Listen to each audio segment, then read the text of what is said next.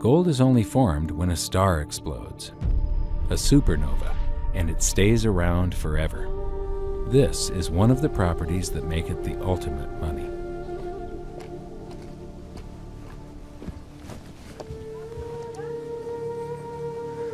You know, people are amazed that after 5,000 years, the pyramids are still here. But what I'm more amazed at is that the currency that the people that built this were using, that currency, that gold and silver that they were using in trade on a daily basis, is still around today. It may have been melted down and re-refined and it's in a coin or a bar or in some piece of jewelry, but it's still with us today and it still purchases something. Yes, it is the ultimate money because there is nothing else even in the same league. It's divisible, it's permanent, it's a store of value, it's a unit of account. It's got everything you want out of money, but it doesn't go away and it can't be increased. That is what makes gold the most beautiful money of all. What more could you ask out of a money? It keeps governments under control. You can maintain a solvent system. Governments don't like gold at present because they're getting away with the fiat currencies, and they'll do everything they can to discredit it as an asset class. I mean, my goodness, gold has outperformed the Dow Jones Industrial Average in each of the last 7 years, yet it's not considered a legitimate asset class. Why? Again, it's the fear that maybe gold will be imposed on the system, that it will constrain government ability to spend beyond its means. They can't print it. They can't print it, no. The proper definition of inflation, I use Milton Friedman's definition. Inflation is an expansion of the currency supply. Deflation is a contraction of the currency supply. If you expand the currency supply, eventually prices will rise. And if you contract the currency supply, eventually prices will fall. This is a pool, but it's not a pool of water. This is the currency pool. And these are prices. And if you expand the currency supply, prices like a sponge in water have to rise to suck up the excess currency. Governments never stop printing more currency and adding currency to circulation. Therefore, prices keep on going up, not because the stuff that you're trying to buy is changing. The real estate doesn't change. What has changed is the currency purchases less and less. It's the currency going down, not prices going up. The truth is, what we have that makes our world work right now is a big story. None of it's real. It's all just promises. And if you think about it, that's how currency began to work in the beginning. You know, before we had currency, we had barter. I'll give you 3 coconuts and you give me 4 fish, because that's kind of a fair exchange on coconuts to fish.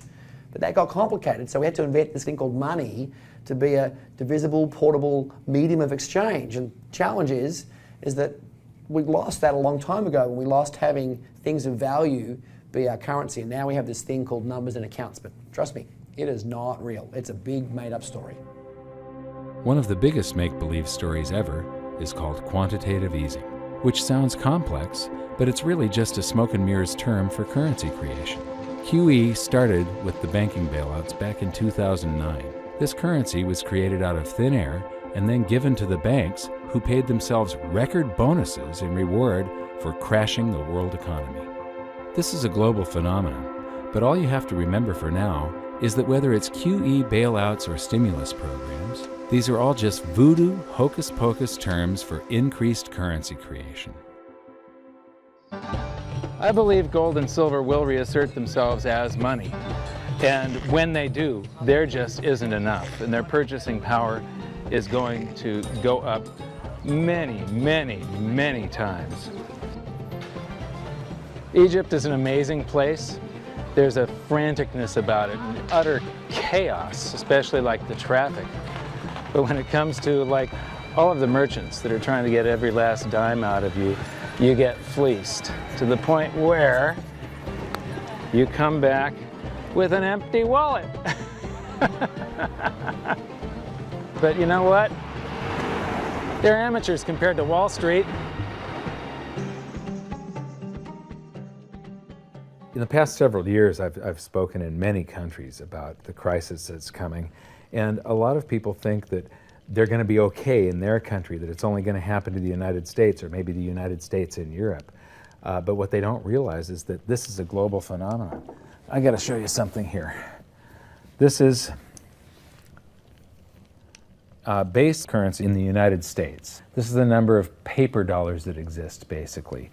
It took 200 years to go from no dollars in existence to 825 billion.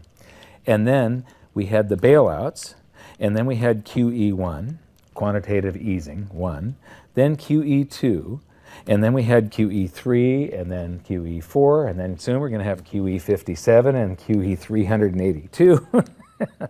And it isn't just here.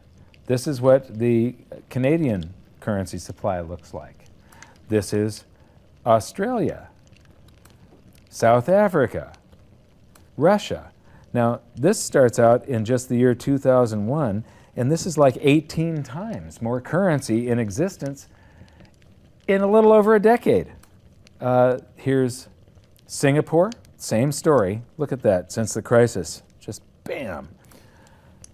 India, China, every government on the planet is doing this insane deficit spending and expanding their currency supplies, doing bailouts, and history shows that there is no example of this turning out well. It is sometimes amazing that we haven't experienced more inflation than we have. If they keep expanding the money supply so vastly, why aren't our prices growing faster than they really are? And the answer is that a good chunk of the money that the Fed created has been shipped overseas. I remember early in my research, I heard this expression that the Americans have exported their inflation. I thought, what is that? How can you export your inflation? Put it in a box and send it out? What do you do? Well, now I understand. You export your inflation by simply sending all these dollars that you created to these other countries, and then they send you their refrigerators and their cars and whatever, their TV sets. So you get hardware, and they get little pieces of paper. It's a great deal for the American people for a while. For a while. Sooner or later, all of those pigeons come home to roost. When the time comes, as it looks like it's now coming, when the rest of the world is saying, we don't want to play this game anymore, Uncle Sam's dollars are just becoming worthless, there are too many of them, we've got to find something else other than American dollars, then those dollars start to come back to America. People say, we don't want them anymore, what do we do with them? Once this revs up, and we've got this little trickle of money coming back that we previously exported, once it becomes a flood and it starts to rush back, now we are getting our former exported inflation brought back to us, and then we'll see the quantity of money inside the United States grow much more rapidly even than the Federal Reserve can create it, because we're getting a previous money back. And that's when we will really see the tanking of the US dollar in terms of what it will buy. During the second round of quantitative easing, global food prices went up 60%. And this created a humanitarian disaster for the 2 billion people on Earth who live on less than $2 a day. These people were hungry to start with, they became hungrier, and some of them started overthrowing their governments in North Africa and around the Middle East. So quantitative easing was the spark that ignited the Arab Spring. So that's it. When you create money, you get some sort of inflation. It just depends on where the inflation goes. It's all going down, down, down. Peasants are reeling from a game of coins and crowns. Given the premise that you have a permanent underclass or poor class, and how does inflation affect them disproportionately, it affects them basically in the percentage of their income that goes to food. And we see this as a ratio, and we know that there are some danger points. For example, in Egypt recently, once that ratio got to 40% of income going to food and the price of food rising due to inflation, when it got to 40%, that's historically a point where people actually stage a revolution. That's exactly what we saw. The French Revolution, similarly, was all around the price of food getting to a certain critical point where people simply, the risk-reward for revolution was favorable toward revolution.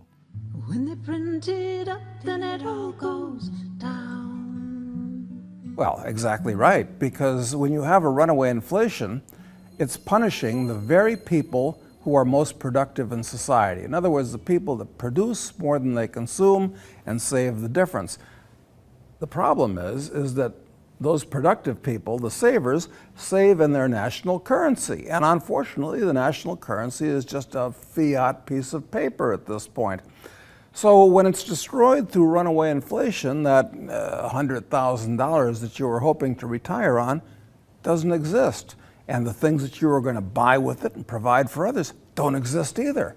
Now what are you going to do?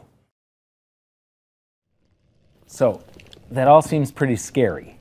However, this is going to happen, and you can only play the hand that you're dealt. But the great news is that gold and silver always end up doing an accounting of the expansion of the currency supplies. Basically, the will of the public and the free markets. When governments do this kind of stuff to their currency supply, they debase it. Eventually it comes back in inflation. People sense the loss of their purchasing power. They rush back to gold and silver, and they bid the value of the gold and silver up in the country until it meets or exceeds the value of all the currency in circulation. This is a process that's been going on over and over again throughout history, except this time it's happening on a global scale. It has never before happened in all countries at once. And that means that this is the greatest wealth transfer in history. Therefore, it's the greatest opportunity in history, and it's not going to happen again in your lifetime. So now we've learned that your true wealth is your time and your freedom. Money is a trading tool that stores the economic energy that is your time and freedom, whereas currencies leak them away. Gold and silver are the ultimate money simply because of their properties. Fiat currencies are based solely on confidence and always return to their intrinsic value of zero. Governments don't like gold because it imposes restraint. Rising prices are a symptom of an expanding currency supply, and gold and silver always account for an expanding currency supply. So that's it for this episode. Join me next time as we begin to investigate how monetary history just repeats and repeats, and how gold and silver always win the battle between currency and money. Until then, my challenge to you is to stop calling currency money. It's a crucial first step towards setting your mind free of all this economic voodoo and changing your context. You can learn more by watching the bonus features on our website, and if you have any questions, you can post them there, and we'll answer some of your questions in future bonus features. So good luck, thanks for watching, and we'll see you next time.